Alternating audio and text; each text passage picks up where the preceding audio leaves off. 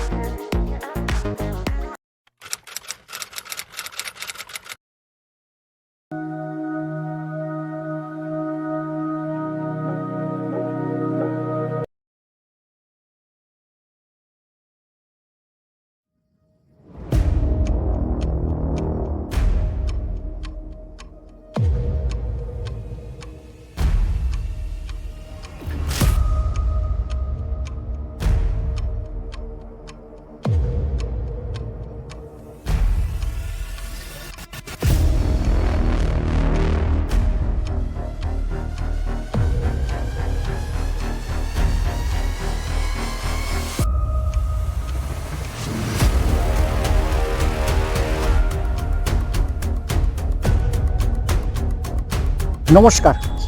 আরো একটা নতুন ভিডিও নিয়ে উপস্থিত হয়েছি পার্ক স্ট্রিটে। এই জায়গাটার নাম হচ্ছে সাউথ পার্ক স্ট্রিট সিমেট্রি এবং এই সিমেট্রিতে বেশ কিছু গুরুত্বপূর্ণ ব্যক্তি ছিলেন, তাদের সমাধি ক্ষেত্র হচ্ছে এই সাউথ পার্ক স্ট্রিট সিমেট্রি। এই সাউথ পার্ক স্ট্রিট সিমেট্রি মূলত লাইমলাইটে আসে কিছু বছর আগে।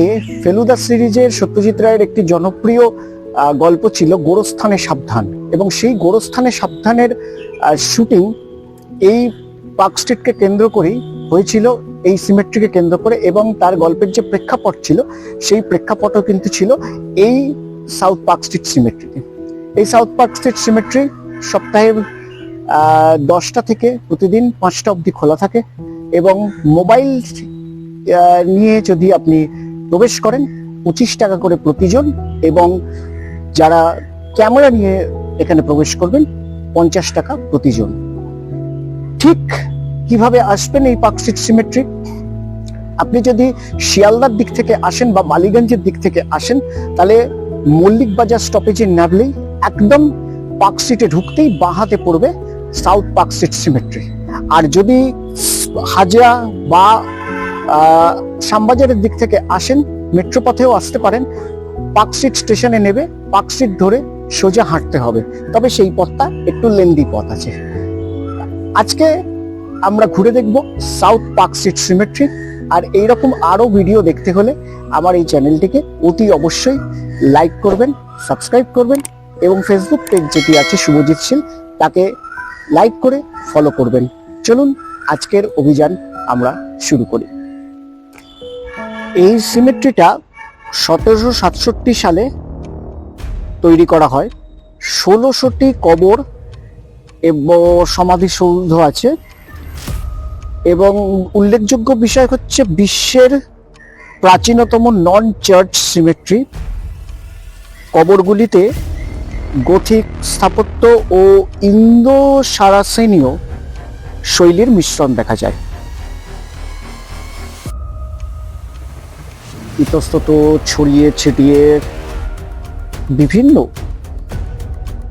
নাম না জানা, কিছু জানা ব্যক্তিদের স্মৃতিসৌধ রয়েছে এই সাউথ পার্ক স্ট্রিট সিমেট্রিতে, এবং সবগুলোই মোটামুটি একটা অদ্ভুত স্থাপত্য শৈলীতে নির্মিত, যে জন্যই বোধহয় এই জায়গাটার আকর্ষণ আজকের দিনেও অনেক বেশি।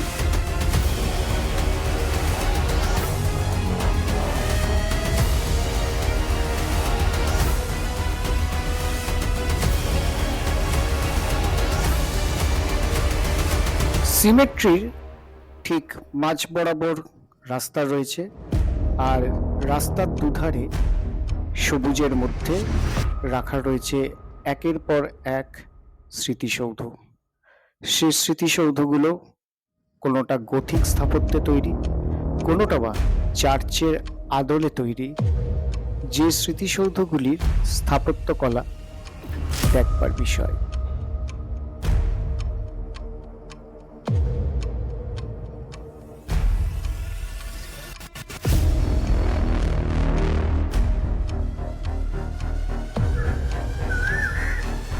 হয়তো ইতিহাস বা সভ্যতা তার যথাযথ রক্ষণাবেক্ষণ আমরা হয়তো ঠিকমতো করতে শিখিনি বা আমাদের অভ্যাসে নেই।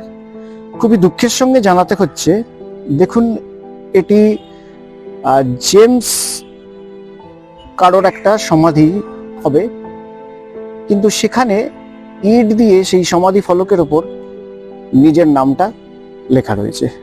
তো এই ঐতিহাসিক স্থানে এগুলো যারাই করে থাকুক না কেন, মানে তাদের ইতিহাস সম্পর্কে ধারণা বা আমাদের যে প্রাচীনত্ব সেই সম্বন্ধে সম্যক জ্ঞান কতটা, তা তাদের এই ব্যবহারই পরিচয় পায়।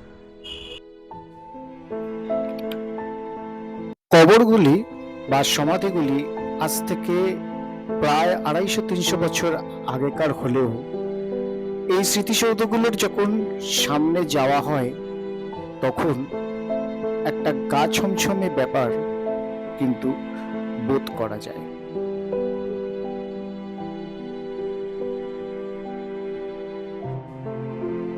ইতিহাস বলে মূলত এই জায়গাটি ছিল একটি জলাজমি, এবং এই জলাজমিকে ভরাট করে এই কবরস্থান তৈরি করা হয়।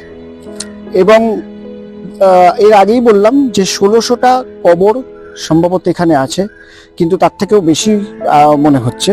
এবং কোনো এক সময় এক সুপরিচিত কলকাতার ব্যবসায়ী এই কবরস্থানটা যেটা রয়েছে সেই কবরস্থানকে ভেঙে শিল্পকেন্দ্র স্থাপন করতে চেয়েছিলেন, এবং বিশেষ করে 1984 সালে এইটা ভাঙার কাজ হয়।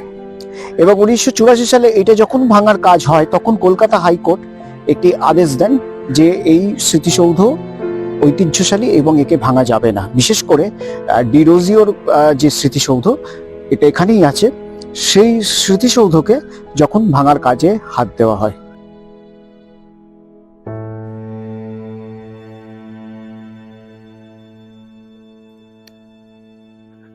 বর্তমান সময়ে দাঁড়িয়ে এই স্মৃতিসৌধগুলি যতটা না ঐতিহাসিক তার গুরুত্ব মানুষের কাছে রয়েছে, তার থেকেও মানুষ বেশি ছবি তুলতে বা হালামোলে রিলস বানাতে এখানে বেশি উৎসাহী। বহু স্মৃতিসৌধ পুনরুদ্ধার করা হয়েছিল, কিন্তু পুনরুদ্ধার বলতে গেলে তার শুধু ওই নামের ফলকগুলোকে পুনরুদ্ধার করা গেছিল, বাকি অনেকগুলো কবর নষ্ট হয়ে গেছে।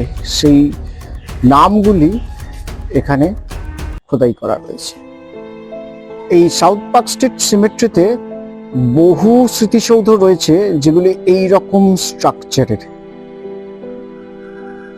গোলাকার উপরটি, এবং পাথরগুলি এতটাই ঝাপসা হয়ে গেছে কালের নিয়মে যেটি কার কবর বোঝা মুশকিল। দেখুন লেখা আছে, in memory of a beloved child Francis Sophia, daughter of Lane and Margaret Magniac. She died on the 4th June 1820, aged 7 months and 22 days. অর্থাৎ 7 বছর বয়স যখন, তখন ফ্রান্সিস সোফিয়া নামে এই একদম শিশু বয়সে মারা যান লেন এবং মার্গারেট মারিনাকে কন্যা সন্তান। তারও স্মৃতিসৌধ রয়েছে এখানে বছরের পর বছর ধরে।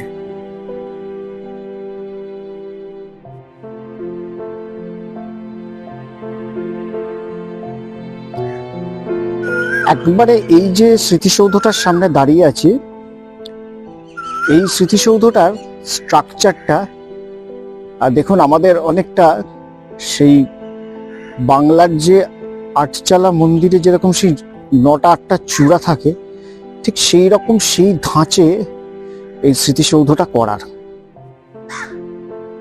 অন্য বিভিন্ন রকম ডিজাইন আমরা দেখলাম, ছড়িয়ে ছিটিয়ে যদি দেখি আমরা, দেখুন এরকম সোজা সেই অশোক স্তম্ভের মতো সোজা একটা স্তম্ভাকার রয়েছে, পিরামিড আকার রয়েছে। হ্যাঁ, এরকম অনেক রকমের দেখেছি স্মৃতিসৌধ, কিন্তু এর স্থাপত্য শৈলীটা একটু অন্য রকমের। এই স্মৃতিসৌধটি যার, তিনি হলেন মেজর জেনারেল চার্লস স্টুয়ার্ট, এবং যাকে ইতিহাসে আমরা হিন্দু স্টুয়ার্ট বলে জানতাম। এবং ইউরোপিয়ান রেজিমেন্ট এবং লেটার কমান্ডেন্টের 10th অ্যান্ডিস রেজিমেন্টের তিনি সদস্য ছিলেন। তার স্মৃতিসৌধের সামনে ঠিক আমরা এখন দাঁড়িয়ে। ঘুরতে ঘুরতে চলে এলাম পার্ক স্ট্রিট সিমেট্রির সব থেকে বিখ্যাত ব্যক্তির সমাধিস্থলের সামনে। সাউথ পার্ক স্ট্রিট সিমেট্রিতে যিনি শায়িত রয়েছেন অন্যান্য বিখ্যাত ব্যক্তিদের সঙ্গে, তিনি বোধহয় বাংলা তথা ভারতের ইতিহাসে এদের মধ্যে থেকে একটু অনন্য। হেনরি লুইস ভিভিয়ান ডিরোজিও, 1809 সালের 18ই এপ্রিল যার জন্ম, এবং 1831 সালে 26শে ডিসেম্বর তিনি আমাদের ছেড়ে চলে যান। এবং 19বিংশ শতাব্দীতে ভারতীয় যে নবজাগরণ হয়েছিল, সেই নবজাগরণের মূর্ত প্রতিকৃত তিনি ছিলেন।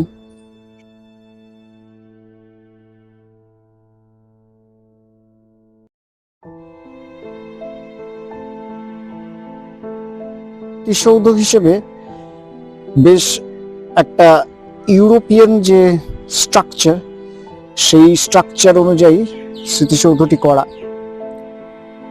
এবং গ্রিসের যে পার্থেনন মন্দির বা এই ধরনের যে ইতিহাসে আমরা জানতে পারি যে ধরনের কথা, সেই ধরনের স্ট্রাকচার এখানে দেখা যাচ্ছে।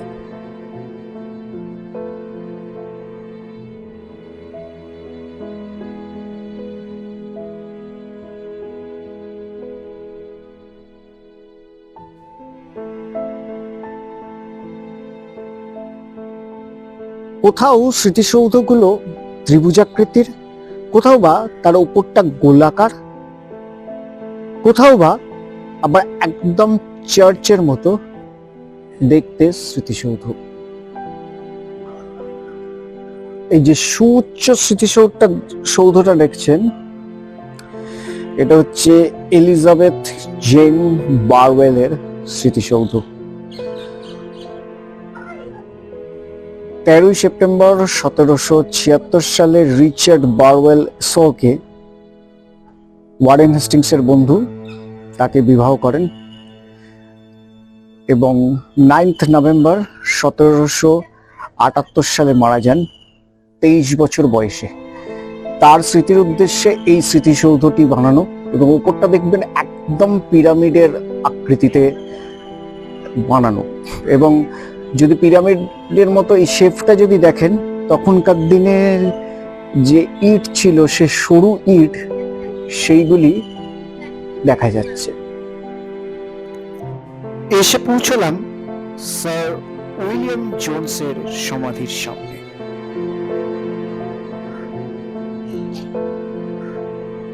ভারতবিদ ও এশিয়াটিক সোসাইটির প্রতিষ্ঠাতা স্যার উইলিয়াম জোনস 27শে এপ্রিল 1794 সালে 47 বছর 7 মাসে বয়সে মারা যান। তারপর তার এই সমাধিটি এশিয়াটিক সোসাইটি 1954 সালের জানুয়ারি মাসে এটিকে রেস্টোর করে। এবং সাউথ পার্ক স্ট্রিট সিমেট্রির এটি সব থেকে উঁচু সমাধি। অনেক নামী অনামী মানুষ ইতিহাস আগলে শায়িত রয়েছেন এই সিমেট্রিতে। সাবেক যে নর্থ পার্ক স্ট্রিট সিমেট্রি ছিল সেই জায়গায় এখন দাঁড়িয়ে আছে assembly of God church school আর মার্সি হসপিটাল।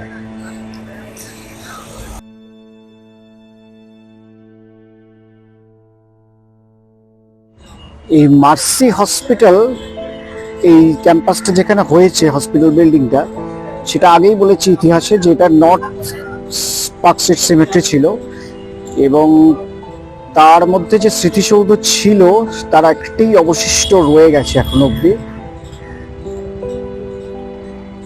আজকের সাউথ পার্ক স্ট্রিট সিমেট্রি এবং সৌধগুলো ঘুরে দেখলাম।